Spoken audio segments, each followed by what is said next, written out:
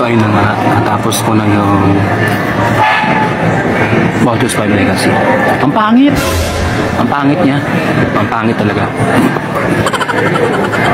Taratatatat, Baldur's 5! Kaka-outgoing ko lang sa trabaho ko ngayon.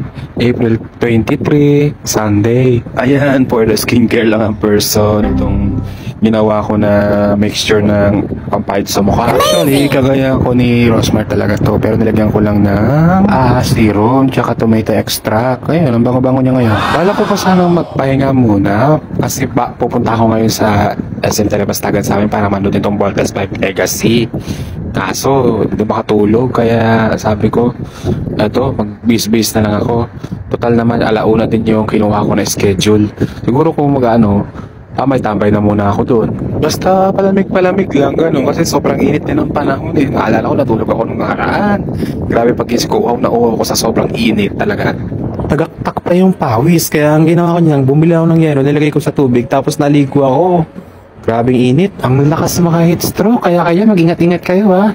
Paano tayo nilagay sa oven nito eh, na parang siopaw. Mabilis lang din naman ako nakarating sa SM Telebastagan kasi titiroy naman ako sa San Fernando nakatira, bandang Balite. Kaya nga pagdating ko na rin sa SM Telebastagan, ayun, pumunta na ako sa cinema para bumili ng ticket ko. At saka ako naupo sa gilid para maghintay ng schedule ng sine ko ng alauna. Based sa slot na nakita ko sa online, kaunti lang kami manonood pero nagulat ako kasi marami pala. Mga walk-in yata yun kasi isa rin ako sa mga walk-in eh. Pagpasok ko naman sa sinehan, pilatay ko na yung cellphone ko kasi sumusunod tayo sa protocols. Ayaw natin kuhanan yung videos, ayaw tayo mag-spoiler, hindi tulad ng sa TikTok, ang dami-daming nagkakala, talos mapanood mo na yung buong movie. Nawalan tuloy ng essence of surprising, nakakainis. Para nga pala sa review ko, after ko mapanood yung Baldur's 5, okay na siya, medyo okay siya sa akin ha. Sa akin okay siya. Hindi siya mali Hollywood effect, wala pa tayo sa ganun, wala pa. Pero okay na siya para sa isang TV series na may 80 episode. Mas okay yung CGI niya tsaka yung VFX niya. Hindi pulido pero mas okay na siya compared sa ibang series na ipinalabas before. You know what I mean? Darna. Shoot, nabulunan ako dun na. Bumili kasi ako nitong langka. Langka. Turon na may langka tapos ng coffee.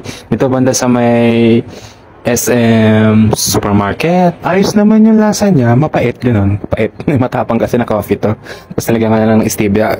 Imbis na yung sugar na sinama nila. Uulitin ko lang hindi talaga siya perfect na editing. Pero okay na rin siya. Ito na sa mga oras na ito. Patambay-tambay lang muna ako rito. Naghahanap ng chicks na apam.